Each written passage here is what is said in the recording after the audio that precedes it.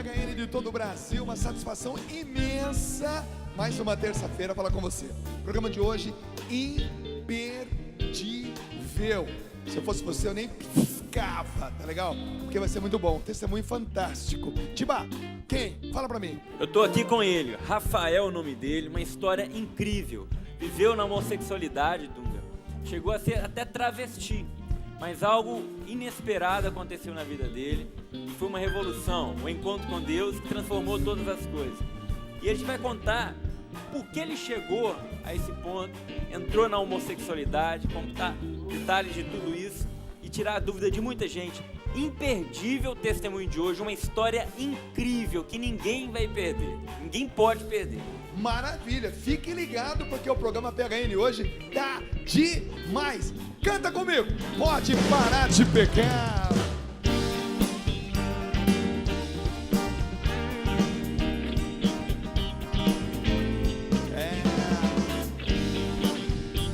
Vem com a gente, até às 11h30, hein? Canta comigo. Pode parar, vamos todos parar, pode parar de pecar. Pode parar, vamos todos parar, pode parar de pecar. Pode parar, vamos todos parar, pode parar de pecar. Pode parar, vamos todos parar, pode parar de pecar. Meu irmão, aceita a provação que é submetida à vossa fé, pois ela há de produzir a constância que vai levar à perfeição. É feliz o homem que suporta, depois de provado, a vida vai saber viver. Se algum de nós quer sabedoria, peça a Deus, com alegria Ele dá, mas porém, sem duvidar, pois aquele que confia o céu na terra pode desfrutar. Pode parar, vamos todos parar, pode parar de pecar. Pode parar, vamos todos parar, pode parar de pecar. Pode parar, vamos todos parar, pode parar de pecar. Pode parar, vamos todos parar, pode parar de pecar. Ninguém diga, quando for tentado, que a minha tentação vem de Deus. Não pode ser, pois Deus não pode se inclinar a fazer o mal, e a ninguém tenta. Cada um tentado pelas coisas do mundo é arrastado produzindo pecado que gera morte. Mas Deus tem um plano de salvação, não com seu filho amado para que sejamos santos. Se algum de nós quer sabedoria, peça a Deus, com alegria Ele dá você, meu irmão.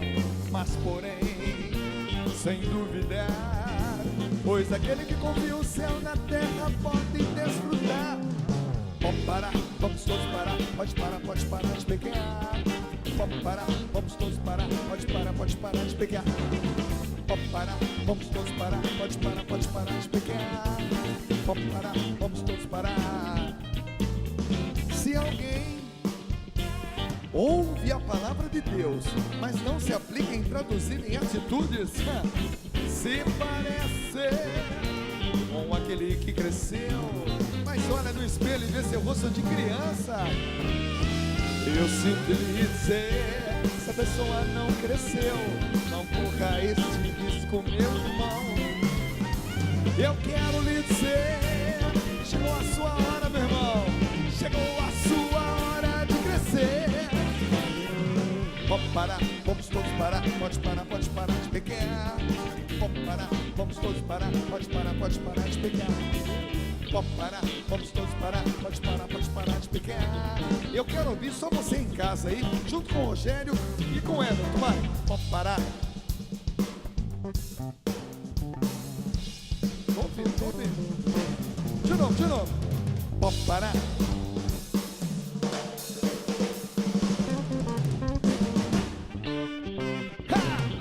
Pode parar, vamos todos parar, pode parar de pecar. Pode parar, vamos todos parar, pode parar de pecar. Pode parar, vamos todos parar. Pode parar. Pode parar de pegar.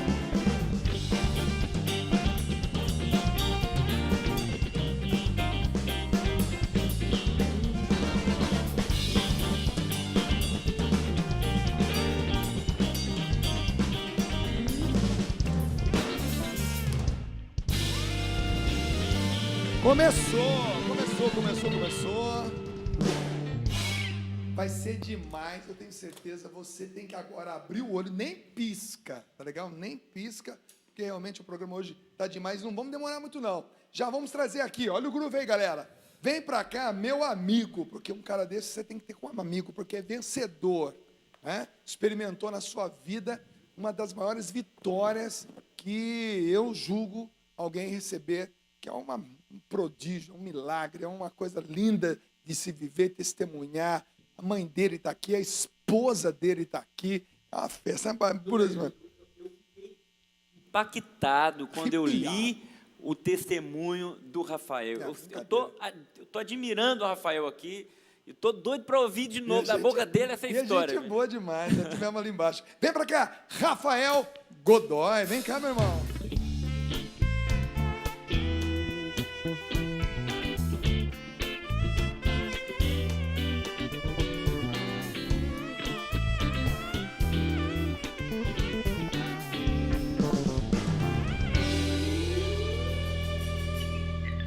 Bom, você pode ser nosso seguidor, o Instagram oficial do programa, tá legal? PHN_oficial. Você pode estar conosco também acompanhando as fotos de todos os programas anteriores e principalmente o de hoje, tá legal? Se você quer me seguir também, @DungaPHN. Então são dois Instagrams aí para você seguir, @PHN_oficial, @DungaPHN. Daqui a pouco o Tiba dá o dele também. Estou interagindo com a galera pelo Facebook também aqui do Opa, PHN. Manda ver. Qual é o endereço? É PHN Oficial. É isso mesmo, Renan? Beleza? Então tá dito. Então, Facebook, Twitter, Instagram, em todas as redes sociais aí para você nos acompanhar, estar conosco. Afinal de contas, a gente é muito amigo, né? Não sei quem você é aí, conheço algumas pessoas, mas tem muita gente boa aí nos vendo. Rafael, bem-vindo, meu irmão. Deus abençoe, que alegria. Amém. Obrigado pelo convite. Estou muito feliz de estar aqui também. Rapaz, a equipe fez uma festa com você hoje aqui, todo mundo querendo, porque a sua história é linda, né? A sua história é maravilhosa. Amém. Hoje é uma história de vitória e nós vamos contá-la agora, mas para contar a sua história, a gente precisa lá atrás, né? Como é que tudo começou, né? Os contratempos de uma vida e... Ao que me parece, você, desde criança, era uma pessoa de igreja, né? O que te chamava atenção na igreja? O que te convidava a frequentar a igreja? Na verdade, assim, Dungão, os meus pais, o meu pai, mais particularmente, o meu pai ele é até hoje espírita, né, do candomblé. Então, ele nos levava a mim, meus irmãos, minha mãe, para esse centro espírita. E quando surgiu a oportunidade, minha mãe sempre católica, nos levando para a igreja, surgiu a oportunidade, então, da minha mãe pegar e me inscrever na catequese. E eu fiquei muito tempo na catequese, por iniciar muito pequeno, fiquei muito tempo na catequese, e isso foi crescendo no meu coração o desejo de estar na presença de Deus. E eu gostava muito quando era a catequese na minha casa, porque a minha mãe fazia bolo, a minha mãe comprava refrigerante, ela fazia suco, e era uma alegria de ter outras crianças, porque eu sou filho caçula, né? Então os meus irmãos muito mais velhos, a gente não tinha muito esse entrosamento, podemos dizer assim. Então, quando as crianças iam para minha casa, era a minha diversão. E aí, então, fui criando um gosto a mais pela casa de Deus. E muitas vezes as pessoas me procuravam, eu não estava na rua, ou estava dentro da minha casa, ou estava na igreja. Então, particularmente, as pessoas me encontravam muito dentro da igreja, onde lá eu fico pela catequese, né, o amor à palavra, o amor à Eucaristia, que ainda não havia recebido, mas crescia no meu coração por ficar muitos anos, muito tempo, ver outros fazerem comunhão, e eu ainda não. Então, comecei a ir à igreja, e na simplicidade do meu coração, eu pedia para que a situação na minha casa mudasse. Porque o meu pai, ele era alcoólatra, né? Viveu um bom tempo, hoje não bebe mais, graças a Deus, já faz mais de 20 anos. Mas meu pai bebia muito, então o contratempo na minha casa a situação na minha casa era muito dificultosa. Clima tenso. Tenso, né? Porque assim... De um lado, a criança que gosta de ir para a igreja, do outro lado, uma mãe que acolhe os amigos da criança, mas, infelizmente, por outro lado, um pai alcoólatra e que também não frequentava a igreja. Não, meu pai não frequentava a igreja e, por não frequentar a igreja, muitas vezes não sabia entender. Não conseguia acolher da forma que precisava ser acolhida e, muitas vezes, nem estava em casa quando a gente reunia, então, para a catequese. Então, eu comecei a ir à igreja e, na minha simplicidade, como eu dizia no meu coração, eu pedia para Deus que a situação na minha casa mudasse, porque até então eu não entendia o que era. O meu pai está no espiritismo, né? O meu pai era da Umbanda, não entendia o que era, o que acontecia dentro daquele contexto, mas eu pedia que a paz acontecesse na minha casa. Eu pedia que, então, o meu pai conseguisse nos respeitar a minha mãe, nos tratar bem, porque ele era, por causa da bebida, se tornou muito agressivo. Meu pai é filho de militar. Então, a educação que ele teve já era uma educação mais agressiva, menos amorosa, menos afetiva, e ele trouxe isso para nós, para dentro da nossa casa. E quando você vive num lar que falta esse afeto, falta esse carinho, você tenta, então, se apegar a algo. Então, na minha situação, era me apegar à minha mãe, que me apoiava muitas vezes estar na igreja, ou então chorar com ela as mágoas e as dores de ter uma família se desestruturando ao longo do tempo, né? A gente sabe que o álcool, quando ele entra, ele vai corroendo, vai minando o amor, vai minando a própria sexualidade do casal, o afeto do meu pai para conosco. Então, ele ficou muito duro, a gente não conseguia se aproximar dele. E os nossos momentos de alegria, por incrível que pareça, era quando ele bebia.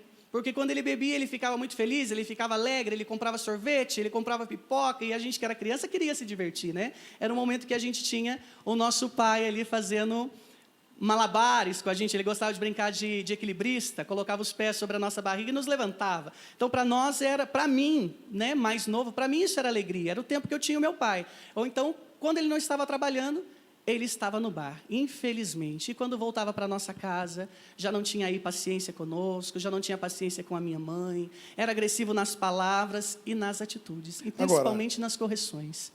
É uma situação que muitas pessoas podem estar vivendo em casa, de pais que não comungam a mesma fé, né? Pais que não comungam ou não são perseverantes na fé que possuem, pais que também não acreditam. Porém, hoje você está aqui conosco, né? É um evangelizador, né? Graças a Deus. Mas houve alguma coisa que marcou demais, né?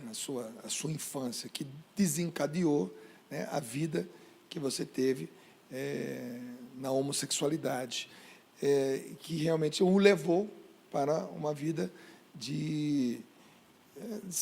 transfigurando completamente. Então, é uma coisa assim, é uma história difícil de contar, até porque a gente tem que contar com muito respeito, porque, inclusive, eu quero que você entenda, você que está em casa, que um testemunho desse é para trazer a misericórdia e promover o acolhimento, né?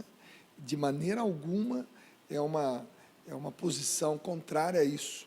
O acolhimento é muito importante nesse momento, porque hoje o Rafael só está conosco aqui porque ele foi um dia acolhido. Acolhido. Essa palavra é muito importante agora. Mas, Rafael, houve um momento na tua infância que, infelizmente, uma situação como essa se agravou muito, né? E conta para nós esse momento da tua vida. Foi, nós nessa época, né, do meu pai, que ele vivia no alcoolismo, tudo, nós morávamos no fundo dos meus avós, né? Meu avô era ainda vivo, e nós precisamos mudar desta casa. E quando nós mudamos dessa casa, nós fomos no mesmo bairro, nós fomos morar algumas ruas para frente, e surgiu então ali no bairro que nós montássemos um grupo de terço. E como era um bairro muito pequeno, as pessoas nos conheciam, nos viam na igreja, nós víamos outras famílias, e surgiu então essa ideia de um grupo de terço, né, um grupo do rosário. E foram perguntar à minha mãe se a minha mãe sabia rezar o rosário, mas a minha mãe dizia, eu não sei rezar. E uma outra família muito piedosa que tinha no bairro também não sabia rezar o rosário, estava na igreja, mas não sabia. E por incrível que pareça, quem sabia rezar o rosário era eu. por então estar na igreja, esse tempo na catequese todo. Então eu comecei, junto com essas pessoas, um grupo de terço. Isso eu estava com 7 anos de idade. E nós rezávamos ali todas as terças, e depois nós começamos a semana toda. Então já não parava mais tanto na minha casa, devido a estar rezando o terço. E Deus, pela sua infinita misericórdia, realizou muitas graças no nosso meio. Inclusive, uma das casas desse bairro que foi agraciada, até hoje tem uma imagem de Nossa Senhora lá, por causa de uma cura que essa senhora recebeu. E nesse determinado momento, começamos o terço, começamos o grupo. No dia de Corpus Christi, dos Corpus Christi, no mesmo ano, eu estava na catequese e eu desenvolvi muito rápido o desenhar. Né? Então, a minha irmã, ela fazia os estudos dela e ela sempre tinha que fazer desenhos, e eu aprendi olhando a ela e comecei a riscar. E no dia de Corpus Christi fui então convidada a estar na rua, pintando as ruas, enfeitando, como nós sempre vemos, e estava lá desenhando, enfeitando. E a minha casa, por fazer muito tempo a catequese, tinha sido escolhida para que Jesus sacramentado entrasse dentro da minha casa. E para mim isso foi o melhor presente que eu podia receber. No meu coração eu dizia assim, é o momento em que os meus pais vão encontrar Jesus. É um momento que o meu pai vai sentir o que eu sinto, o meu pai vai amar a Deus, os meus irmãos vão amar a Deus, a minha mãe vai realmente reatar o relacionamento com meu pai, porque eles estavam prestes a se separar e acabaram se separando mesmo, devido a essa situação. Então o meu coração ficou muito alegre e eu corri para minha casa, arrumei a frente da nossa casa. Eu me lembro, era uma casa de esquina que fazia uma curva, e nós arrumamos ali à frente, eu com a minha mãe, colocamos uma imagem de Nossa Senhora, arrumamos a mesa, e eu me vesti de branco. Coloquei uma camiseta branca, eu me lembro como se fosse hoje, uma camiseta branca, uma bermuda branca, um tênis e uma meia branca. E eu falei, não, hoje eu vou estar todo de branco, porque Jesus vai entrar na minha casa. E fui para as ruas, fui pintar as ruas, falei à minha mãe, mãe, vou à rua, vou pintar, vou ajudar, Jesus vai passar, vai vir na minha casa, e aquela alegria tomava conta do meu coração. Mas, num determinado momento, as ruas foram esvaziando, e eu senti um puxão. E nesse puxão, comecei a ser arrastado, e eu não podia gritar, eu só ouvia isso, você não pode gritar, senão eu vou te matar aqui. E eu fui arrastado quase 2 quarteirões, até chegar no muro de trás da minha casa, que era um muro muito grande. Então, como ia passar, né, a procissão ia passar por ali, eu estava atrás do muro, como o ministério está aqui olhando para mim, eu estava onde o ministério está. E esse rapaz, então, que depois eu fui ver que era o filho desta família onde nós começamos a rezar o terço, e ele estava ali, ele me batia muito, e eu não sabia por que eu estava apanhando. Até então não acontecia nada, a não ser murros, pontapés, gusparadas, xingos e toda forma de insulto. E de repente, ele arrancou a minha roupa e eu sofri um abuso sexual. Só que para mim, nesse sofrimento do abuso sexual, que é um sofrimento muito grande, muito mais psicológico do que físico, é claro que a situação física fica muito ruim, mas o meu psicológico ficou muito abalado, porque ele me batia muito na cabeça e me falava muitas coisas, e ele dizia assim, eu quero ver se depois dessa situação você vai continuar rezando o terço. Eu quero ver se depois disso você vai continuar rezando para essa mulher que você reza. Eu quero ver se você vai continuar na igreja. Depois disso tudo que eu fizer com você. Ele estava armado, Rafael? Ele estava armado. E nesse momento que ele disse isso, ele me bateu na cabeça e ele colocou a arma dentro de mim. E no que ele introduziu a arma por dentro de mim, ele disse, quando a procissão se aproximar da tua casa, eu vou te dar um tiro. E aquela situação no meu coração, eu não podia fazer nada, eu não podia gritar, eu não podia nem respirar praticamente, da forma ali, o medo de acontecer alguma coisa, e ele chegou a puxar o gatilho, e o meu medo era que viesse um tiro, ou por imprudência dele, ou por querência dele, ou porque eu me mexi de forma inadequada naquela situação. E para o meu desespero maior, o Santíssimo começou a se aproximar da minha casa. E o incenso subia e as lágrimas desciam, eu dizia, Deus, eu vou morrer. Ele vai esperar o Santíssimo parar perto de nós e ele vai me matar. E era algo assim de um muro nos separava. E quando o Santíssimo se aproximou, a catequista disse à minha mãe assim, Dona Dalva, o Rafael está? E a minha mãe disse assim, não. E ela falou, mas então nós não vamos poder entrar, porque ele não está aqui. Nós íamos entrar e dar esse presente a ele, que tanto tempo está conosco, que tanto queria, mas nós não vamos poder entrar. E ao ouvir essas palavras, o meu coração começou a doer, porque a minha esperança era que meu pai encontrasse Jesus. O meu irmão, que já estava se perdendo nas drogas por falta de assistência na nossa casa, a minha irmã numa revolta, a minha mãe numa tristeza, eu numa tristeza, eu queria que a minha família encontrasse o Senhor, mesmo sem eu o conhecê-lo, sem experimentá-lo ainda na Eucaristia, pela palavra, e tudo hoje a vivência que eu tenho. E quando ela disse para minha mãe que não iria entrar, começaram a bater as catracas, e esse rapaz caiu como que morto do meu lado, né? Como que desmaiado, como se uma força viesse, batesse nele, e ele então caísse. E quando ele caiu, eu vi então a oportunidade de eu conseguir viver. Mas o pior foi ter que tirar a arma de dentro de mim. Porque eu poderia então me matar. Eu poderia então me dar esse tiro, porque eu nunca tinha visto uma arma, não sabia nem como manusear nada. E estava muito machucado, muito ferido. E consegui tirar e corri um quarteirão, porque a casa que nós morávamos hoje é um condomínio muito grande, mas na época só tinha as ruas e os loteamentos vazios. E eu precisei correr, e o meu medo era que ele levantasse e fosse atrás, e correndo, mancando e perdendo muito sangue. Eu perdi muito sangue. E eu consegui chegar na minha casa, porque nós não tínhamos muro de fundo. Nossa, então era uma cerca e muito mato por causa do loteamento. Eu entrei desesperado na minha casa e dei de frente com a minha irmã. E quando ela falou assim, tá tudo bem, eufórico, e não conseguia falar, eu disse, eu vou ao banheiro, e quando eu me virei, o que estava branco, então estava vermelho.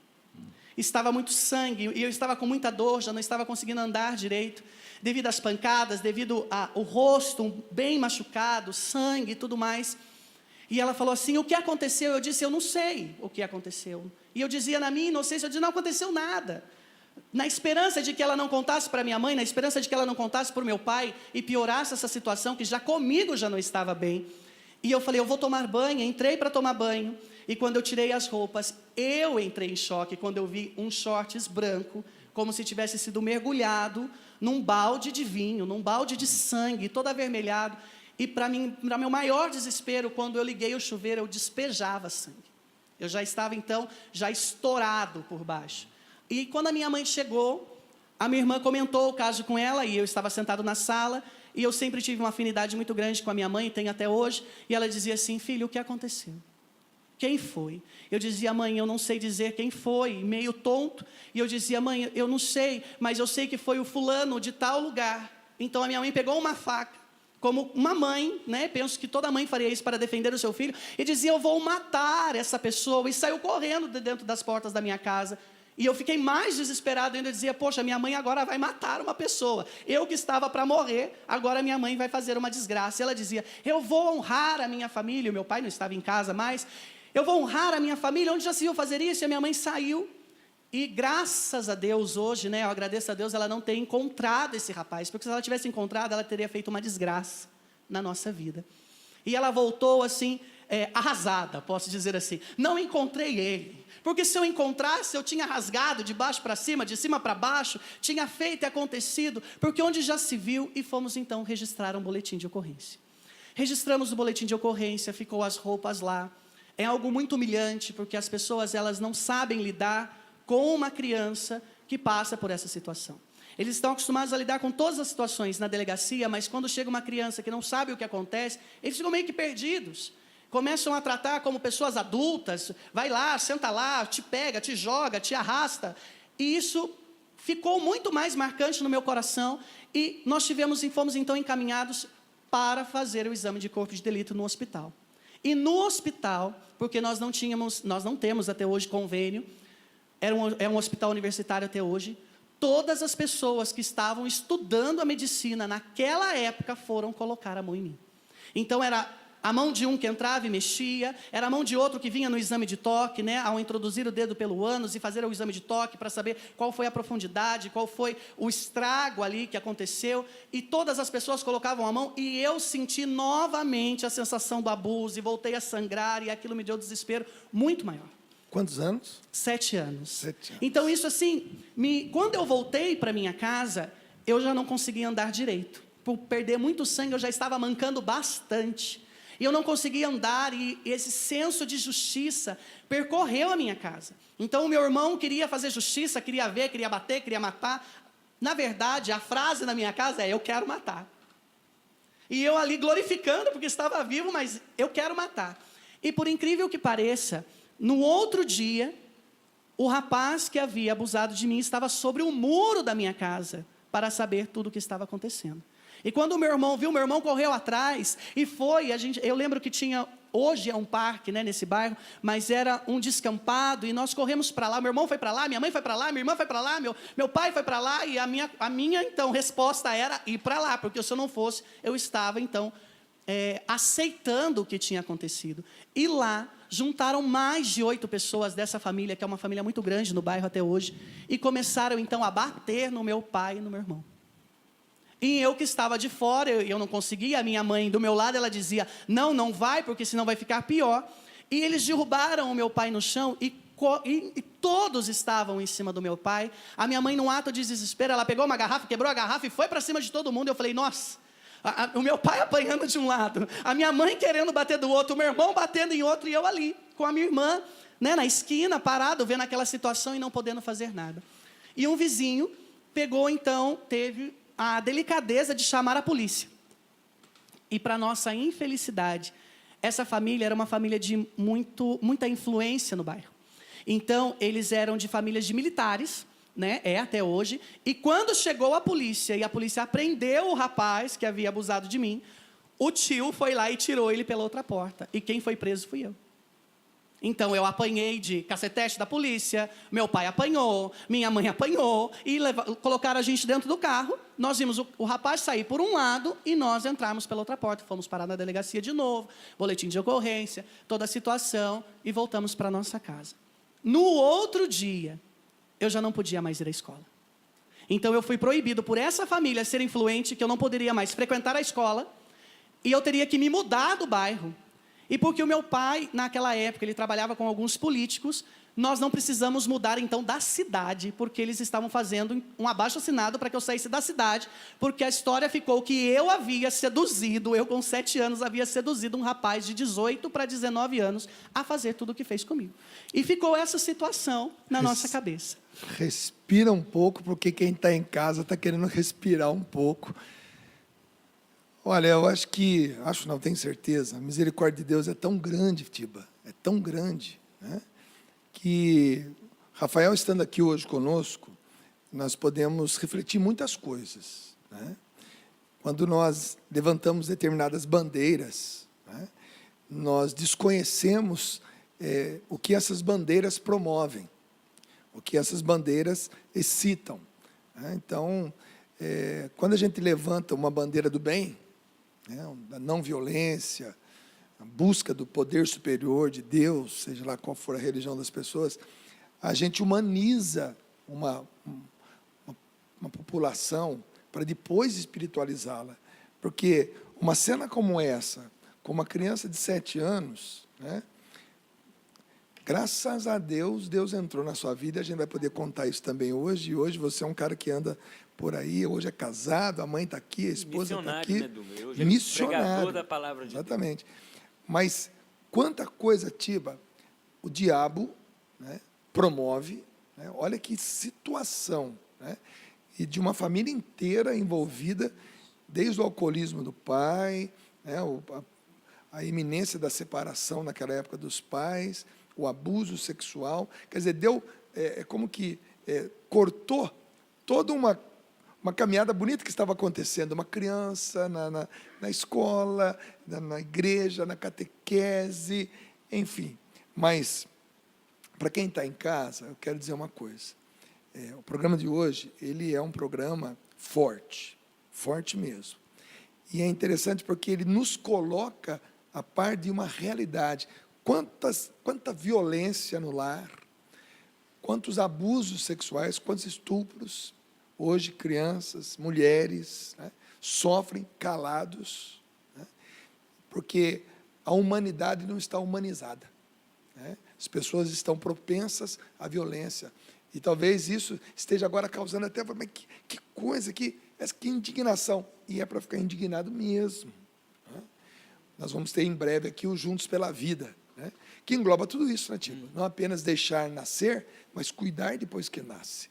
Quer dizer, eu vejo que Deus está nos dando de presente hoje esse programa. Você, Rafael, hoje para nós é um presente de Deus, né? E você, quando conta, é claro que você, que viveu tudo isso, conta com essa emoção, mas a gente quer entender que Deus quer fazer uma obra muito grande no coração das pessoas hoje. Eu fiquei impressionado, Dunga, assim, com a história do Rafael.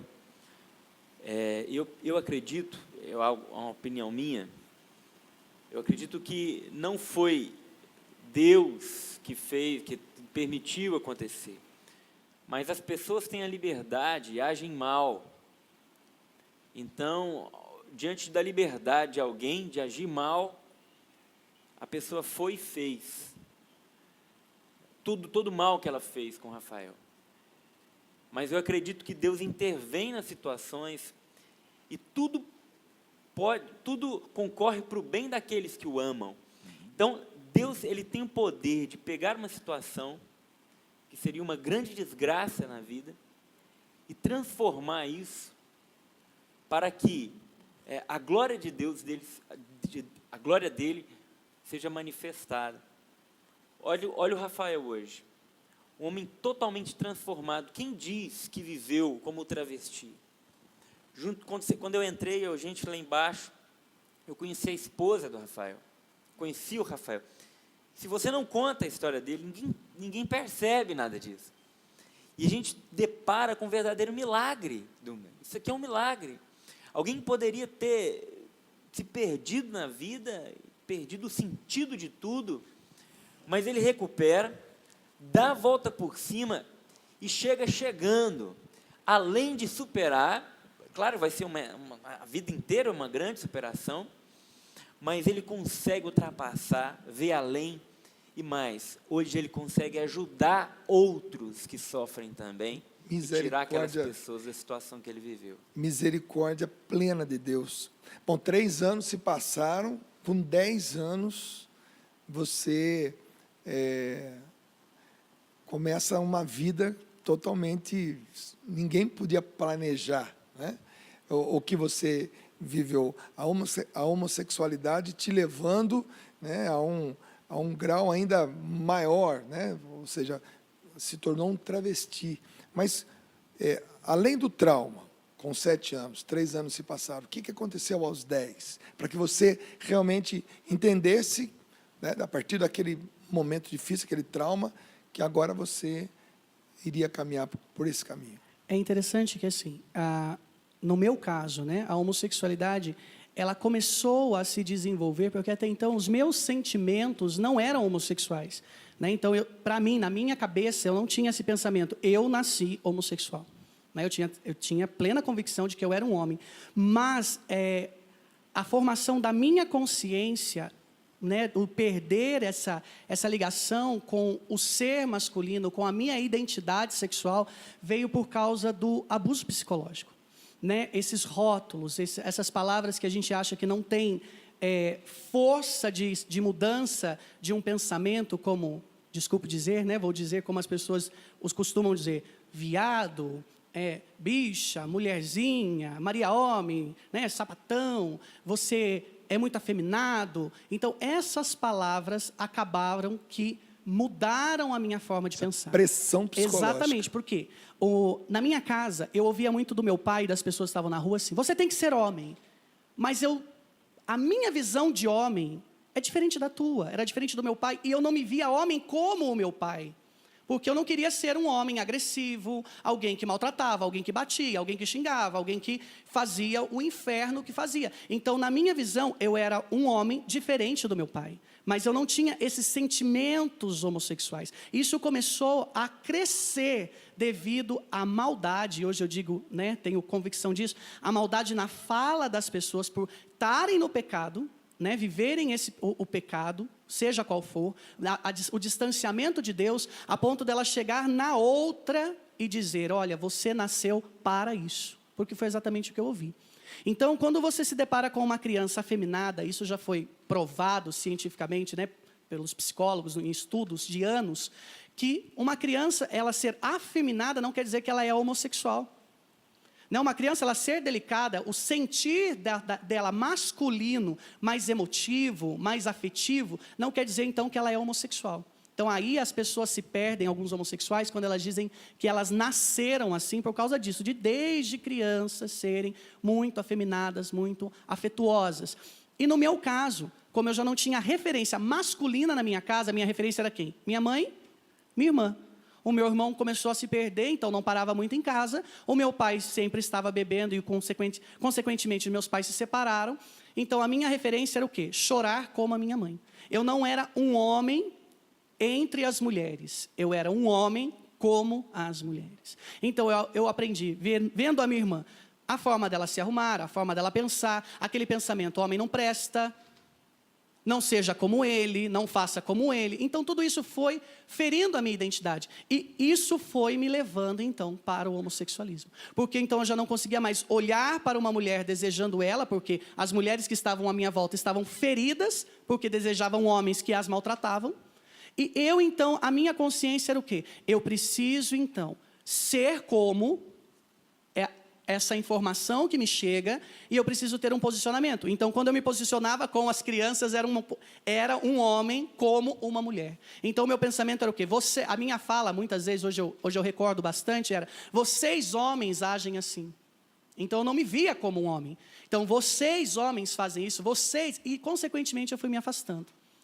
E as pessoas que se aproximavam, muitas sabiam do abuso, outras não, mas as que sabiam, praticamente me traziam essa realidade e diziam: olha, você nasceu para isso. Olha, Deus quis que você nascesse homossexual para satisfazer o meu prazer. Né? Então, você vê aí um outro ponto, a pedofilia, né? O prazer por uma criança, uma relação sexual com uma criança. Você nasceu para me satisfazer. Eu ouvia isso. E como eu não tinha uma referência boa, enraizada, masculina na minha casa, a minha mãe trabalhava para nos sustentar. Né? Nessa época, minha mãe trabalhava muito para nos sustentar. Não que ela faltou em algum momento, mas eu comecei, então, a me aproximar diante daqueles que diziam: você é assim. Eu não tinha saída nenhuma. Começou a aceitar aquela ideia. A ideia que me era proposta. Ideologia. Exatamente. Então, esse pensamento de que você nasceu assim, nós vemos que a ideologia, ela já agia há muito tempo atrás. Então, as pessoas, elas dizem: você nasceu para isso. Você vai dar prazer assim. Vamos fazer isso, vamos fazer aquilo. E eu comecei a entrar na homossexualidade, mesmo fazendo um papel de uma mulher, mas eu estava ali como um homem, eu sabia que eu era um homem. Então, na minha consciência, eu não conseguia entender como eu seria uma mulher para um homem. E a minha cabeça começou a fundir, na verdade, uma criança, né? Nós vemos aí, a psicologia diz que a criança forma o seu caráter até os 7 anos, e depois dos 7 ela começa a viver diante das informações que ela recebeu, e as informações que eu recebi era de que eu não tinha um lar firme, eu não tinha um pai presente, a minha mãe presente quando ela podia, quando não ela estava batalhando para nos sustentar. Eu tinha a minha irmã que pegava muita informação com ela, e até hoje sou muito próximo, e as pessoas da rua com os seus pensamentos, com as suas palavras. E eu acabei então me deixando envolver pela homossexualidade. E então eu fui entrando, e para mim era normal, porque as pessoas que saíam comigo, elas eram mais velhas. Então elas eram para mim a figura do meu pai. Então eu tinha confiança, eram pessoas que chegavam até mim e queriam conversar, eram pessoas que chegavam até mim não querendo sexo, elas chegavam querendo estar próximo, e eu não tinha essa proximidade. Elas chegavam querendo conversar, elas chegavam querendo sorrir, elas chegavam querendo fazer qualquer outra coisa, menos o sexo. Isso chegava depois. E muitas vezes não acontecia, era só um caso de uma masturbação, não chegava nem... a penetração ou ao sexo oral. Muitas vezes era um toque, muitas vezes era mais a pressão na cabeça: olha, você nasceu para isso, para fazer isso. E às vezes numa foto, numa revista, num vídeo, eu era apontado para fazer aquilo que aquelas pessoas faziam, porque eu havia nascido para aquilo. Essa era a minha vocação. Segura um pouquinho aí. Você falou uma coisa muito interessante, e que a gente vai retomar depois, esse testemunho, depois do intervalo. Mas quando uma pessoa fragilizada, seja ela um homem ou uma mulher, por causa de um incidente ou um acidente, essa criança, esse adolescente fragilizado, veja, ela está sem defesa, está frágil, a maldade existe no mundo. Existem pessoas que praticam o mal, assim como existe gente que praticam o bem, existem pessoas que praticam o mal. E quando as pessoas que praticam o mal, que são motivadas pela maldade, veem pessoas fragilizadas, pode ser adultos, anciãos, homem, mulher, pobre, rico, estão fragilizadas, estão sem poder de reação. As pessoas movidas pelo mal querem fazer pressão da maldade sobre essa pessoa. Agora imagine isso uma criança. Imagine isso sendo uma criança abusada sexualmente, com um escândalo no bairro. Então, na verdade, o Rafael talvez hoje esteja colocando para nós a história de muitas outras pessoas que, fragilizadas, foram cercadas por pessoas más. E, por isso, tiveram caminhos tortuosos. Mas, assim como você tem um caminho tortuoso, hoje você pode retomar a sua história ao ouvir o Rafael contando a sua história, porque essa história tem final feliz. E você vai conhecer esse final feliz daqui a pouquinho, depois do intervalo. Mas ainda dá tempo de você mandar um abraço, tipo, para essa galera que está nos acompanhando, porque acho que o programa hoje está balando. Está balando, e a galera já está participando aqui no Face, muita gente falando, meu Deus, o que é isso? Outros aqui, o que está acontecendo? Que testemunho é esse? Estou impactado, né? Então, é muito forte realmente, as pessoas estão comentando muito, mas agora a coisa vai virar.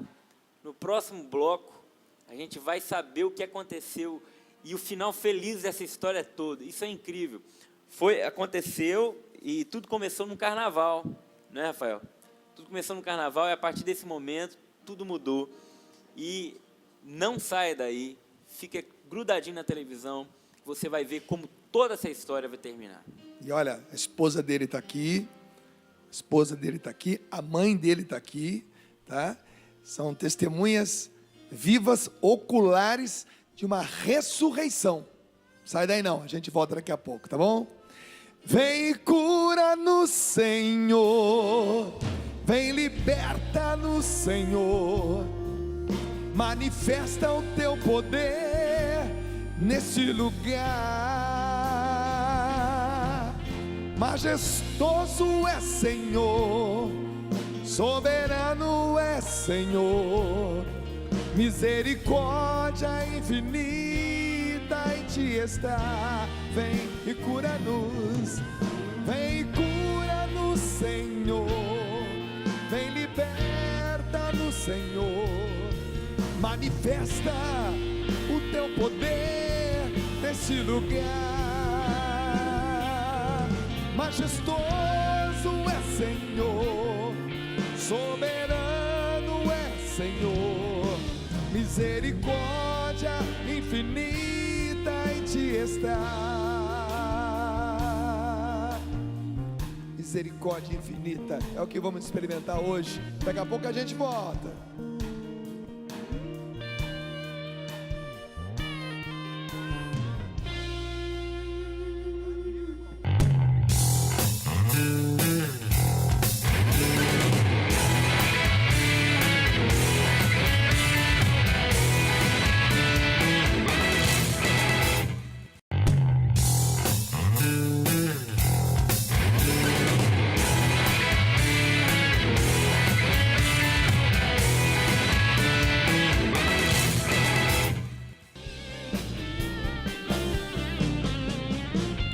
Compaixão é um jeito profundo de amar, penetrando a dor que não deixa gritar, sente tudo e nem precisa explicar. Existe alguém que me conhece muito bem, me ouviu quando então falei sozinho, na solidão aquela lágrima enxugou. Compaixão, alegria e salvação. Deus me conhece, irmão, vive perto do coração. Vivo o céu, porém com os pés no chão. Meu passado encontrou perdão, me mostra o caminho e me estende a mão. Se não é a compaixão de Deus, meu filho, a gente tá roubado. Compaixão é um jeito profundo de amar, penetrando a dor que não deixa gritar, sente tudo e nem precisa explicar. Existe alguém que me conhece muito bem, me ouviu quando então falei sozinho, na solidão aquela lágrima enxugou. Compaixão, alegria e salvação. Deus me conhece, irmão, vive perto do coração. Vivo o céu, porém com os pés no chão. Meu passado encontrou perdão, me mostra o caminho e me estende a mão. Me dá o direito de sofrer e calar, soube me esperar quando eu não queria chegar, soube interpretar quando eu não sabia o que falar. Fala, galera, com vocês agora, hein?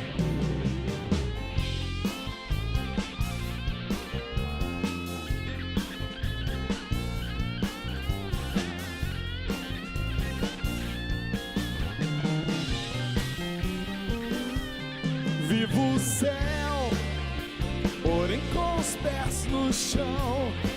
Meu passado encontrou perdão, me mostra um caminho e me estende a mão. Vivo o céu, porém com os pés no chão. Meu passado encontrou perdão, me mostra um caminho e me estende a mão.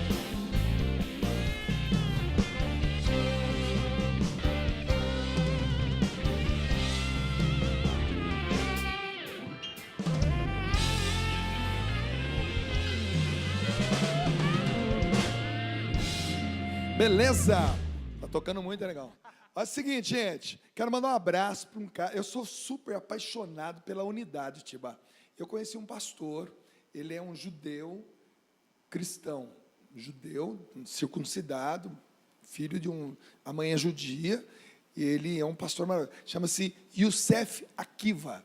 Eu o encontrei no aeroporto e foi um encontro maravilhoso de dois homens de Deus mesmo. Então, Youssef, claro que eu não sei se você está vendo agora, mas quem eu conhece, fala que eu mandei um abraço, tá bom? Porque é um homem de Deus, um pregador da palavra, e olha, apaixonado pela palavra, um homem assim de uma raiz judaica linda. Então eu fico impressionado com isso. Muita gente boa, né? E que o fato de eu ser de uma religião, ele de outra, isso não pode nos separar, ao contrário, tem que nos unir, tá? Porque Jesus quer isso, Ele quer a nossa unidade. Quero também convidar você mais uma vez para peregrinar comigo, minha esposa Néia. Você viu, no intervalo, apareceu aí a vinheta. Eu, minha esposa Néia e o meu querido Frei Jorge Hartmann estaremos levando você para uma peregrinação para a segunda Terra Santa, Itália, tá bom? Os caminhos de Francisco, por onde São Francisco e Santa Clara passaram, nós vamos passar e vamos viver uma grande peregrinação, uma espiritualidade franciscana. Vai ser lindo, gente. Serão 12 dias assim de muita espiritualidade, missa diária. Vamos saber tudo sobre Francisco. Na Itália vamos a Roma, São Giovanni Rotondo, Lanciano, Pádua, Cássia, Assis, Veneza. Você está convidado. O telefone é da Obra de Maria, 12 3186 2055. Aproveita também para pegar informações sobre outras peregrinações com outros diretores espirituais. Canção Nova e Obra de Maria, juntos, né, juntas, podem levar você a conhecer todos os santuários espalhados por esse mundo afora, tá bom? Você é nosso convidado. Não é só você que gosta de unidade, não, eu também gosto. Ai, que legal, tá bacana. Certo? Juntos pela Vida. Juntos pela Vida, nosso grande evento, 31 de outubro, 1º de novembro. Vai ser lindo. Vamos defender a vida humana, hoje que está sendo tão atacada, e nós precisamos nos unir para levantar essa bandeira. Acampamento Gente do Bem, Juntos pela Vida. Vem para cá. A galera que está, os defensores da vida aí do Brasil todo, vão se juntar aqui na Canção Nova. Bom, você está acompanhando aqui o testemunho do Rafael, infelizmente, uma tragédia, abusado sexualmente aos 7 anos, né? violentamente abusado sexualmente aos 7 anos, sofrendo uma pressão psicológica nos anos seguintes, que o impulsionaram, né? O impulsionou para uma vida na homossexualidade, né? E depois para a condição de um travesti. Quanto tempo, né, como travesti você viveu e o que foi essa experiência? Eu vivi como travesti 10 anos. 10 anos. Então, assim, uma coisa que eu não falei no outro bloco, eu queria deixar claro, talvez você que esteja me ouvindo diz assim, mas vivo a homossexualidade, mas não sofri abuso sexual. Glória a Deus que você não sofreu abuso sexual. Mas outros fatores, né, determinantes, talvez na educação, que faltou na educação, talvez tenha te levado a criar não uma consciência direta, mas o seu subconsciente para que você chegasse hoje a ter uma prática ou a tendência. Eu lembro que quando eu comecei a prostituição já, né, meus pais não sabiam, obviamente, minha mãe não sabia, ainda como um homem, né, ainda uma criança, eu me lembro que com 11 anos para 12 anos, eu estava com um rapaz e ele parou num bar que era de frente com o convento de Santa Clara, em Taubaté, que foi um dos últimos lugares que eu fiquei antes de conhecer Jesus. E ele me levou para dentro desse bar, então foi quando eu tive a visão do mundo homossexual, que hoje pintam como a perfeita cartilha para que você aprenda tudo, né? Como se fosse a verdadeira liberdade, tudo tal. E ali eu vi muitas coisas, eu vi pessoas dançando, eu vi pessoas bebendo, eu vi pessoas se divertindo, vi pessoas transando, né? Porque é isso que uma boate homossexual tem a oferecer para nós nos dias de hoje. E pasmem, né? Dunga que está aqui, não sei se já ouviu falar isso, né? O Tiba, não sei se já ouviu falar, mas as pessoas que têm essas boates, que favorecem, né, o movimento homossexual, acabam que ofertando, então, para aqueles que vão à busca nessas casas por diversão, né, entre aspas, né, a bebida ou a alegria, eles oferecem, então, quartos onde se podem ter relações grupais. Um quarto escuro onde você não sabe quem está ali, com quem você está, apenas para a promoção do sexo. E quando eu entrei nesse local, nas ruas eu vi mulheres, que depois eu fui descobrir que eram travestis, e quando eu entrei, eu dei de frente com uma travesti, e eu olhei e falei assim, nossa, que moça bonita, porque para mim, na minha visão, era uma moça. E o rapaz que estava comigo falou assim, não é moça, é homem. Eu falei assim, nossa, mas um homem? Como que um homem se veste de mulher? E eu falei assim, mas o que eles estão fazendo ali? Você tinha quantos anos? Eu estava de 11 para 12 anos. Uma criança. E eu olhei assim, eu falei, mas o que eles estão fazendo ali? Aí, a pessoa me disse que estava comigo e disse assim, eles fazem programa. Aí, na hora, eu parei e falei assim, mas se eles fazem o que eu faço e ganham, por que eu vou continuar fazendo isso de graça? Se eu estou me humilhando da forma que eu estou, se eu estou sofrendo, porque para mim não era nenhum motivo de alegria estar na condição que eu estava, falei, então, o que está acontecendo? E nesse momento, esse rapaz foi ao banheiro, e a travesti veio ao meu encontro, e ela olhou para mim e ela disse, nossa, você é muito bonito. Você daria uma mulher perfeita, e se você quiser, amanhã você está nas ruas. E foi a hora que eu parei, eu falei assim, nossa, mas eles ganham e eu não, e eu topei. Então, é algo que precisa também ficar claro para nós, você que nos acompanha, você que está me ouvindo, está acompanhando o programa, que a homossexualidade, ela não é definida ou pelo abuso sexual, ou só pela pressão psicológica, mas ela é definida pela decisão. Então, se tem algo certo que o movimento homossexual fez, foi colocar opção sexual. É uma decisão. Mesmo que como criança, indo atrás dessas pessoas, me deixando levar, mesmo que indiretamente, eu decidi estar naquela condição. No abuso, não decidi, fui levado. Mas nas outras situações, eu decidi. Então, houve consentimento, mesmo que indireto da minha parte, né? Então, onde as pessoas elas dizem que elas querem tirar a culpa de si. Né? O Tiba dizia, né, que sou um milagre. E eu costumo dizer por onde eu passo, eu digo, eu não sou um milagre. Eu sou fruto de um arrependimento. Eu entendi que o que eu vivia era um pecado. E eu precisava de arrependimento. Você entendeu que aquela decisão era um pecado. Eu estava me decidindo pelo pecado. E você quis voltar atrás. Exatamente. Então, as pessoas elas acham que quando elas dizem assim, eu nasci assim, ou então, é um milagre de Deus, elas pensam assim, então Deus tem que fazer, eu não tenho que fazer nada. Porque o milagre não depende de nós, mas o arrependimento depende de nós. Né? E Santo Agostinho ele diz muito claro quando ele diz assim, o Deus que nos criou sem nós, não quis nos salvar sem nós. Então, Deus quis a minha resposta, né? O parágrafo 2002 do Catecismo diz que a livre ação de Deus pede a livre resposta do homem, e eu precisei responder. Mas voltando, e eu aceitei me tornar um travesti. Então, durante o dia, eu era um menino, porque eu não podia, então, chegar na minha casa daquela forma, eu era uma criança. Na minha cabeça, eu comecei a formular o quê? Quando eu ficar mais velho, eu vou poder assumir a minha vida, vou sair da minha casa, então eu vou contar para todo mundo. Só que eu sempre tive, talvez naquela época, a péssima mania de narrar as relações sexuais que eu tinha. E foi quando a minha mãe pegou... Narrar, você disse escrever. Escrever, para mim mesmo. Você fazia um diário. Exatamente. E a minha mãe pegou e leu. E aquilo para ela foi um susto. E ela dizia, eu não acredito. Eu tive uma filha mulher, a minha mãe dizia isso, acho que ela fazia questão de deixar isso muito claro para mim. E ela, eu não aceito, porque eu tive uma filha mulher, você é homem, eu tive um filho homem.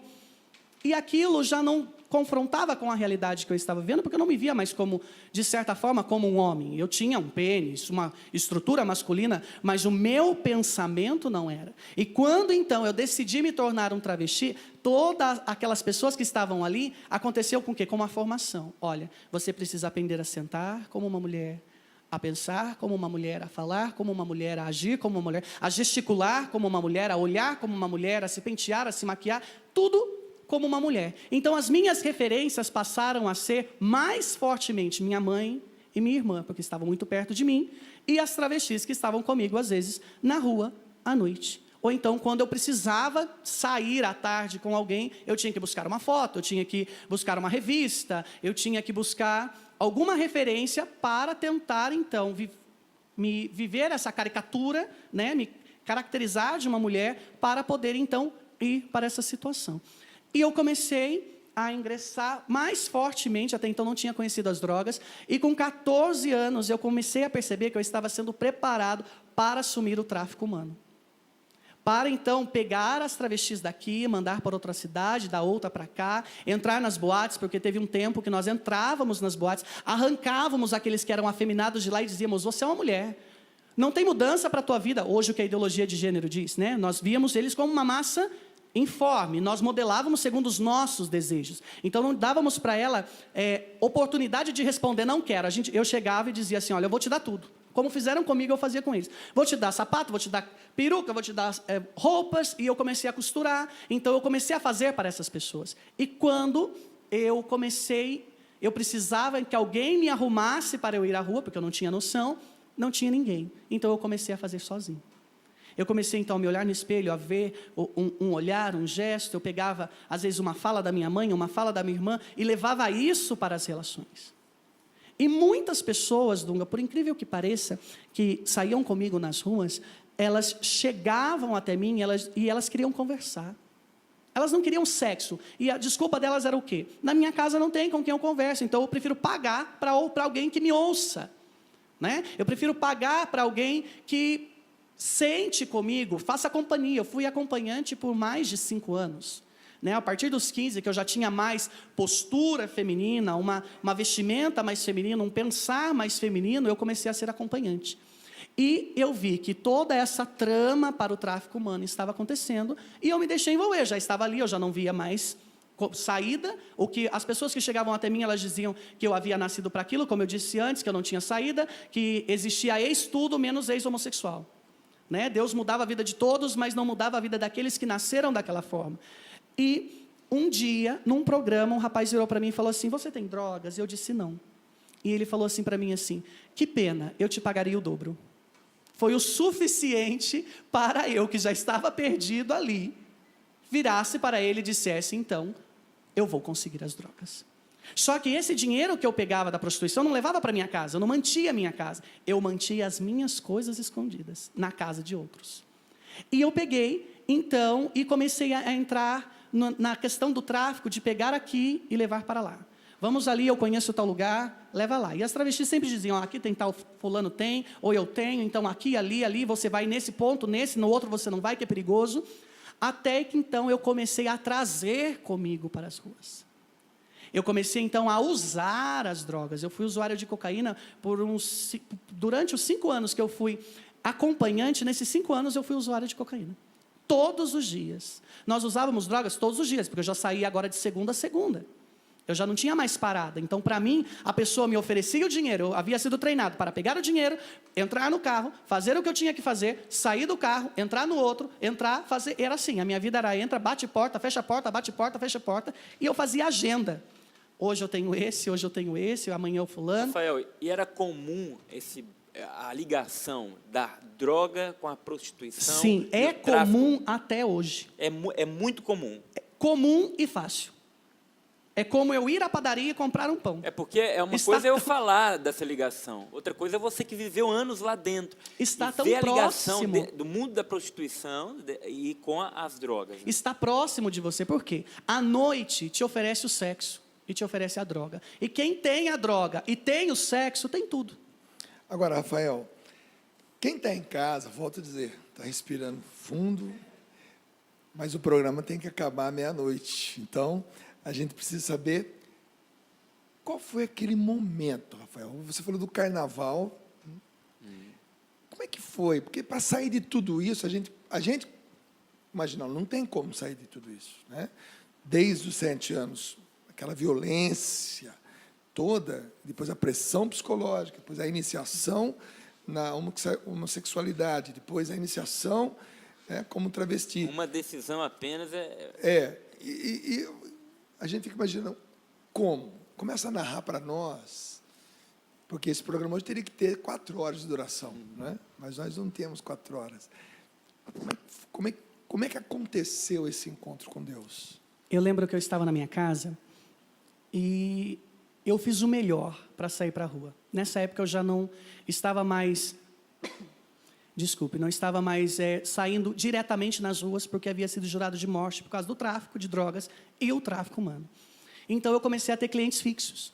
E nessa época, neste dia, era uma sexta-feira, eu tinha comigo drogas e dinheiro para dar às travestis irem para a Itália, que é um ponto grande, um polo grande de prostituição, e eu iria com elas para deformar o meu corpo. Iria colocar o silicone no peito, na cintura e aonde precisava para me tornar uma mulher. E eu fiz o melhor para ir para a rua. A melhor roupa, o melhor cabelo, a melhor sapato, o melhor que você pode imaginar, eu comprei, e o que eu não comprei eu fiz, para que eu fosse para a rua. E quando eu fui sair, eu morava com a minha mãe está aqui, não me deixe mentir, eu acho que eu nunca disse isso próximo da minha mãe. Eu já saí da minha casa, a minha mãe estava de joelhos rezando, nessa época a minha mãe havia se tornado protestante, né, por causa de algumas situações que aconteceu na igreja, de que ela tinha que aceitar o que aconteceu, que era a vontade de Deus, e ela não queria, e ela acabou sendo acolhida pelos irmãos, para que ela buscasse então uma esperança. E eu cheguei para ela e eu falei assim, mãe, me dá sua bênção, eu preciso ir embora. E a minha mãe se levantou, ela olhou nos meus olhos, ela disse assim, eu estou cansada da tua vida. Deus falou para mim que um dia eu e a minha casa serviremos ao Senhor. Eu olhei para ela e falei, mãe, eu não tenho tempo para isso agora. Porque a minha mãe sempre vinha da igreja, ela dizia assim, alguém perguntou de você no culto. Eu falei, quer ver que alguém saiu comigo ou me viu na rua e falou? Eu dizia, quem? Ela dizia, Jesus. Jesus perguntou de você. E eu calava. E nesse dia, ela olhou diferente nos meus olhos, e quando eu disse para ela que eu não tinha tempo, ela segurou nos meus braços, né, como eu estou segurando o catecismo, e ela me deu um chacoalhão, assim, eu costumo dizer que só mãe sabe dar chacoalhão, olhou nos meus olhos e ela disse assim, você não está entendendo. Deus falou comigo que eu e a minha casa serviremos ao Senhor. Você está me entendendo? E eu falei assim, mãe, eu estou entendendo. Me dá a sua bênção, que eu preciso ir embora. E tinha um carro me esperando, para que eu fosse para a rua. E quando eu entrei nesse carro... Para a rua, para o programa. Para o programa. E quando eu entrei nesse carro, eu nunca entrei num carro para não fazer nada. E esse rapaz não queria nada. E eu falei assim, pensei já comigo, alguma coisa estranha está acontecendo, eu com dinheiro, com as coisas na bolsa, desci na esquina, no convento de Santa Clara, e quando o convento ficava no meio de uma avenida, né? No lado direito estava o convento, eu estava do esquerdo, e ficávamos em 15 travestis, e a maioria delas, quem tinha colocado na rua era eu. E quando todas começaram a sair, eu fiquei sozinho na rua, eu falei, meu Deus, eu vou morrer. Alguma coisa vai acontecer. E eu dizia assim, poxa, todas estão saindo. Com quem eu saí não quis nada comigo, eu não fiz 1 centavo. Eu não posso ficar sem dinheiro. Aí parou um carro, no lado do convento de Santa Clara. Eu costumo dizer que Jesus pagou o meu último programa, porque eu não lembro quem era, a fisionomia, nada, nome. E uma travesti muito escura entrou, foi para a direção do carro, colocou a cabeça dentro do carro, tirou rapidinho e deu um grito bem alto, falou assim, loira, e eu era loiro na época, ele disse assim, ele disse que quer você, e se não for você, ele não quer outra. A noite é com ele. Eu falei, com ele? Mas eu não saio com ninguém da rua.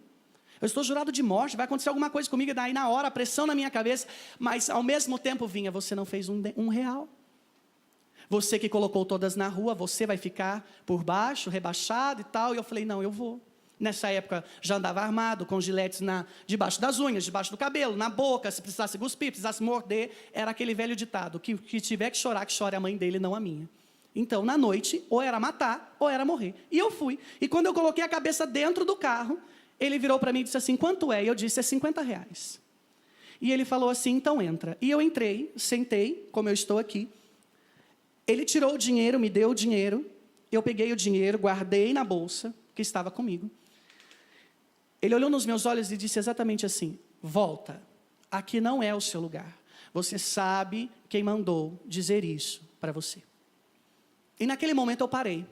Eu falei assim, que situação estranha, e desci do carro. Parecia que eu tinha saído do corpo, assim, sabe? Não via mais nada, só a voz soava no meu ouvido, volta, aqui não é o teu lugar, você sabe quem mandou dizer isso para você? E eu desci. Parei na esquina e a rua ficou morta. Eu falei, Deus, vai sair alguém do buraco da árvore, vai me dar um tiro, vai acontecer alguma coisa comigo, e eu preciso ir embora. E eu falei assim, eu vou chamar uma mototáxi. E eu fiquei olhando para o morro, e o carro não estava mais ali. E se você, eu costumo dizer isso até minha esposa, se você me perguntar qual era a placa dos carros que eu saí, eu sei dizer até hoje, eu tenho uma memória muito boa. Nomes, cor de carro, tudo. E esse eu não sabia dizer. Chamei a mototáxi, fui para a casa da minha mãe. Cheguei na porta da minha mãe, fui tirar o dinheiro da bolsa para pagar, cadê o dinheiro? Não tinha dinheiro. Eu entrei em desespero. Falei, o dinheiro que eu acabei de guardar, como o catecismo está aqui do meu lado, não estava aqui. E eu falei para ele, eu falei assim, olha moço, espera, eu vou entrar para pegar o dinheiro para te pagar. Ele disse, não precisa pagar, volta. Lá não era o seu lugar, você sabe quem mandou dizer isso para você. E eu falei assim, o quê? Abri na porta, assim, né, o meu portão, e eu dizia, vocês estão malucos? Eu bati na porta da minha mãe, isso era 5 para a meia-noite, eu havia saído 11 horas, né, às 23 horas, e eu bati na porta, e a minha mãe se levantou, abriu a porta, e ela dizia, ué, você não ia viajar, você não tinha que sair, não tinha compromisso? E eu falei, mãe, umas pessoas estranhas passaram na rua, começaram a falar umas coisas que eu não conseguia entender. Aí a minha mãe olhou, eu creio, até hoje eu creio que ela estava olhando para o céu, ela olhou para o teto, e deu uma risada, ela dizia, volta, lá não era o seu lugar, você sabe quem mandou dizer isso para você. Nessa hora nós caímos de joelho, Dunga, choramos a madrugada toda. E eu dizia para minha mãe, mãe, eu não quero mais saber das ruas. Eu estou cansado, eu não quero mais saber de nada, eu quero dar fim nas coisas. E eu e minha mãe fizemos então uma fogueira santa. Juntamos muitas roupas, colocamos fogo num terreno baldio que tinha no fundo da nossa rua. E eu dizia para mim, e eu falei para minha mãe, não quero mais, a partir de hoje eu quero romper com isso, eu estou sofrendo muito, eu estou sofrendo com as drogas, eu estou sofrendo com essas situações, eu não quero mais, não aguento mais sair para a rua. E a minha mãe, ela olhou para mim e ela falou, tudo bem. Vamos para a igreja comigo? Eu dizia, mãe, eu não quero ser evangélico. Eu quero ser católico. Se eu estiver aqui para a igreja, eu quero voltar para a igreja onde eu ficava de joelhos diante do Santíssimo, que eu não sabia que era, porque eu sei que lá é o meu lugar. E a minha mãe, ainda no protestantismo, ela dizia, pois então eu vou te levar para a igreja católica. E no outro dia, no sábado, que era então para eu estar viajando, estava acontecendo um rebanhão de carnaval. E quando eu entrei na igreja de Santo Agostinho, né, no bairro do Secap, a minha mãe mora lá até hoje, eu dei de frente com Jesus Eucarístico. Enquanto você fala, eu vou pedir para que sua mãe e a sua esposa venham e fiquem aqui atrás de você, né? Porque essa mãe aí, eu vou dizer para você, eu já vi muitas mães, muitas esposas, né? Mas essa mãe aí, olha, a senhora vai rezar por muita gente a partir de hoje, viu? Mas continua, querido, vai lá. E ela dizia assim, você fique então aí, já que aí é o seu lugar. Você quer ser católico? Fique aí. Dei de frente com Jesus Eucarístico. E eu comecei a me recordar então na minha infância, nas vezes que eu estava na igreja, Jesus era exposto. E ali eu comecei a chorar, e veio toda a minha vida, veio toda a minha história. Eu saí daquela situação, fui para minha casa, eu cheguei no rebanhão, e eu ouvia de algumas pessoas assim, o seu lugar não é aqui. Porque na madrugada eu raspei a cabeça, eu arranquei o cabelo, eu não tinha mais sobrancelha na época, que era melhor para me maquiar, então eu raspei a cabeça e eu fui careca, parecia uma pessoa com câncer. magro. E eu dizia, não, eu vou ficar. E as pessoas diziam, não, o seu lugar não é aqui. A igreja não é para você. E quanto mais elas diziam, a igreja não era para mim, mais vontade de ficar ali eu estava. Porque éramos no bairro, que estávamos em 3 travestis e nós comandávamos o tráfico no bairro. Então as pessoas tinham medo de nós.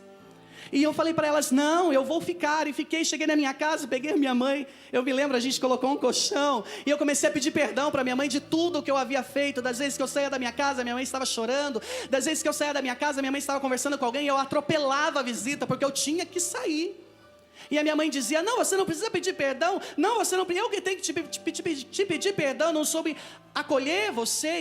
E hoje isso é muito sério. Os pais não sabem acolher os filhos que sofrem abusos, não sabem acolher os filhos que ou iniciam na homossexualidade. Ela dizia, perdão, eu não fui uma boa mãe. Eu dizia, mãe, você me deu tudo que podia.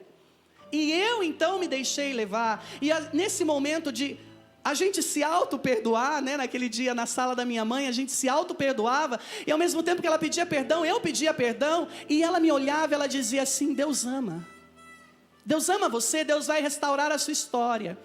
E no outro dia, nós tínhamos uma vizinha no 3º andar no prédio, e ela virou para minha mãe e disse assim, eu vi a minha mãe me defender, não com uma faca, mas com a palavra de Deus.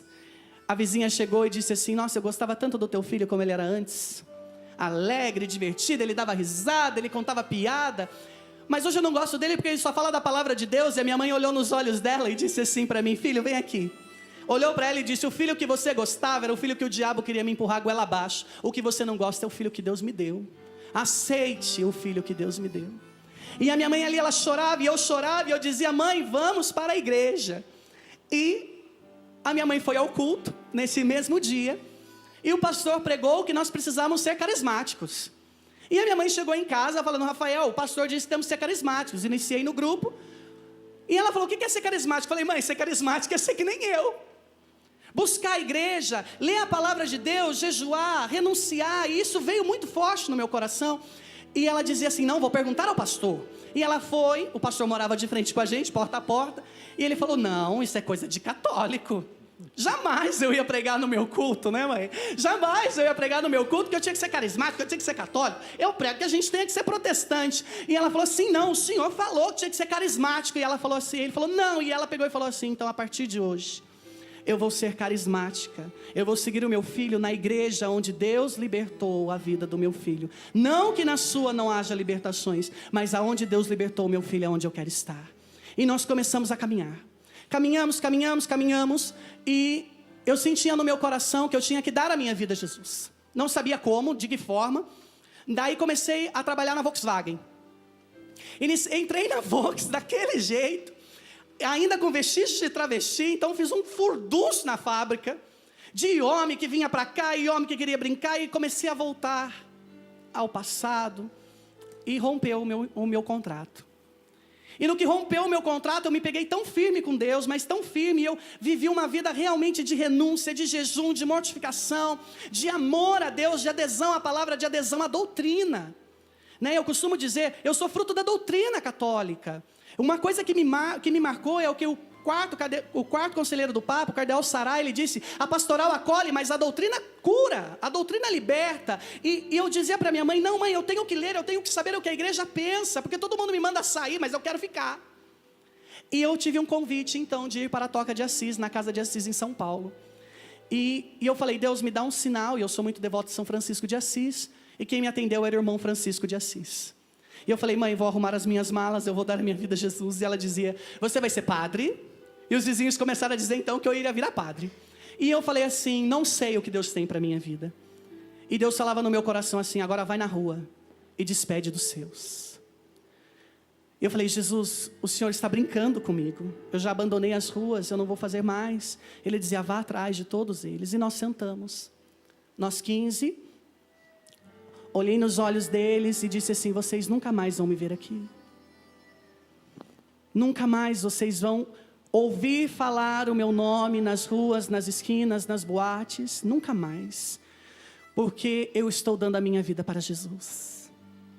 Eu conheci um homem que foi além do meu pecado, eu conheci um homem que não quis abusar do meu corpo. Eu conheci um homem que não quis falar palavras doces ao meu ouvido. Eu conheci um homem que não quis me drogar para me amar. Eu conheci um homem que entrou na minha vida, e é esse homem que eu quero ter um caso a partir de hoje. E eles olharam para mim e diziam assim: você nunca foi igual a nós. Nós sempre notamos algo diferente em você. Eu falei: pois bem, então não volto nunca mais. Fui para São Paulo, fiquei 3 meses, a casa de Assis ocorreu de fechar, e eu tive que voltar embora. E quando eu voltei embora, eu conheci a Valéria, que hoje é minha esposa. Eu estava pregando num retiro, a Valéria foi acompanhar um outro irmão. Chega mais pertinho. Da comunidade que ela participava. E nós nos vimos de relance, assim, eu vi a Valéria me viu no palco pregando. E nada demais, não nos falamos, nada. E a Valéria era uma pregadora muito conhecida na Diocese de Taubaté, então, quando a Valéria ia, eu buscava ir, porque eu queria pregação, eu ia em tudo. Eu ia e levava minha mãe, nós íamos em tudo. E a Valéria estava e pregava, e um dia eu cheguei na Valéria e falei para ela assim: Valéria, você não quer ser a minha mãe espiritual? A Valéria pregou sobre o sangue de Jesus. E nessa época eu já estava louco, o sangue de Jesus. Eu escrevia a ladainha na parede do meu quarto, e eu só sabia rezar o sangue de Jesus, o sangue de Jesus, o sangue de Jesus. E quando ela pregou o sangue de Jesus, aquilo explodiu no meu coração. E ela falou assim: tudo bem. E nessa época eu havia saído da Volkswagen, após a primeira etapa como um travesti, com vestígios. Saí, voltei como um homem de Deus, e foi um barulho só naquela fábrica. E fui mandada embora, e já não tinha mais meios de sustentar a minha casa. E eu falei para a Valéria assim: Valéria, eu estou passando necessidades.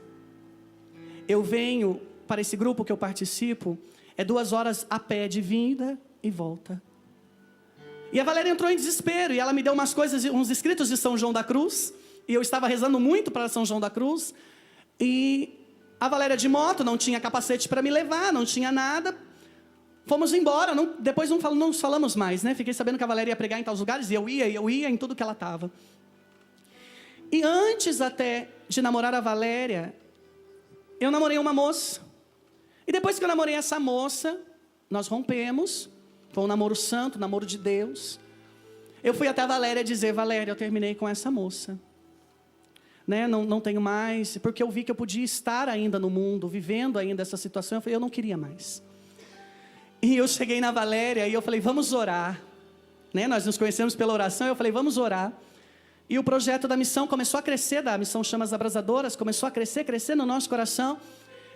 E Deus falava para mim assim: olha, você não está olhando para a Valéria da forma que eu quero. Eu falei: Deus, que forma que o Senhor quer que eu olhe para essa mulher? Eu respeito ela, eu dou a paz de Jesus, eu abraço.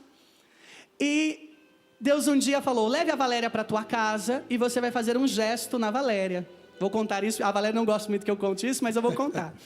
E Deus virou para mim e falou assim: passe a mão no rosto da Valéria. E eu passei a mão no rosto da Valéria, com o olho fechado, e eu também, me deixando mover pela ação do Espírito. E de repente a Valéria me deu um mata-leão no pescoço e me deu um beijo, Eu costumo dizer, ela enfiou a língua dentro da minha boca e começou a me beijar. E eu perdido ali, eu falei: meu Deus, tudo acontecendo assim, Uma hora um vem assim, outro vem dessa forma. E aí então começou a nossa história. Nós namoramos, nós casamos, e hoje estamos fazendo a nossa história, uma vida nova. Não é fácil. As pessoas procuram a nossa comunidade, porque nós trabalhamos com os homossexuais, e elas dizem assim: Rafael, quero deixar o homossexualismo, não quero mais ser homossexual, não quero mais ser travesti. Elas acham que é só confessar o pecado, e Deus vai vir e plim, mudou a vida dela. Ela não vai precisar renunciar, ela não vai precisar mortificar, ela não vai precisar rezar, ela não vai precisar comungar, não precisa ter vida eclesial, ela não precisa aderir sacramento. E muitos desistem. E eu digo para elas: filho, até hoje eu luto com desejos contrários, com pensamentos contrários, com as flechas do maligno. Você precisa então hoje decidir. Eu não prego, eu não dou testemunho para que você case como eu casei, ou para que você seja um padre. Eu dou testemunho para que primeiro você se veja como filho de Deus. Primeiro se aceite, algo que esse Laudato Si, esse louvado seja, esse documento do Papa Francisco, no parágrafo 155, ele diz que nós precisamos aceitar o nosso corpo como dom de Deus. E se nós não nos aceitamos, como que nós vamos querer que os outros nos aceitem? E eu cheguei à minha esposa, eu dizia: olha, Valéria, a minha situação é essa. Com você quero vencer. Com você quero ser alguém melhor. E hoje nós estamos com a comunidade. Meu casamento está aí de ventre e polpa, né? Muitos diziam que eu não ia casar, que eu não ia ser um homem de Deus, que eu havia nascido para isso, que pau que nasce torto morre torto. E eu assumi para mim uma frase de que Jesus é um carpinteiro e Ele pode desentortar toda a madeira, todo o pau torto. E eu ouvi a sua canção, que ela diz uma pequena melhora, um motivo para comemorar. E quando eu ouvi isso, Dunga, eu chorei, porque é o que eu vivo todos os dias. Amém. Uma pequena melhora, um passo após o outro, como diz Santa Teresinha, é aos poucos. Deus vai te forjando, Deus vai forjando o teu caráter, Deus vai forjando a tua consciência. E eu digo para você, pai e mãe que nos veja, cuidado com o que você leva para dentro da tua casa, pornografia, palavras, pensamentos, o próprio adultério. Filho, cuidado com aquilo que você busca nos seus pais, que você não encontra e quer buscar naqueles que estão fora. Esse foi o meu erro.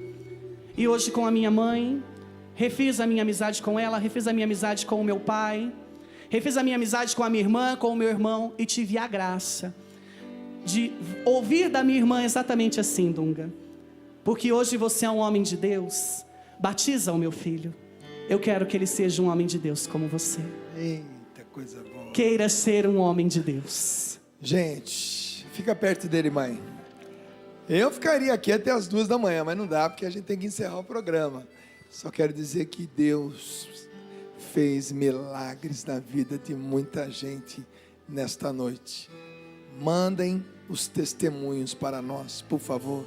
Tiba, obrigado. Falamos muito pouco hoje. E foi preciso falar pouco. Valeu.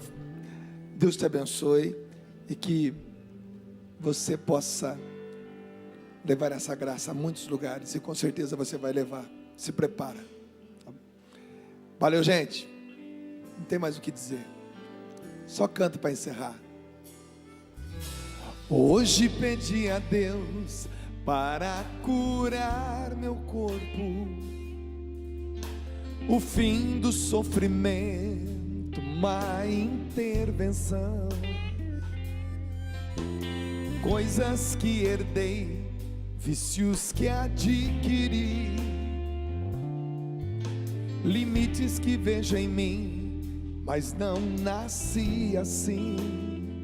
Tem paciência, com olhar de paciência,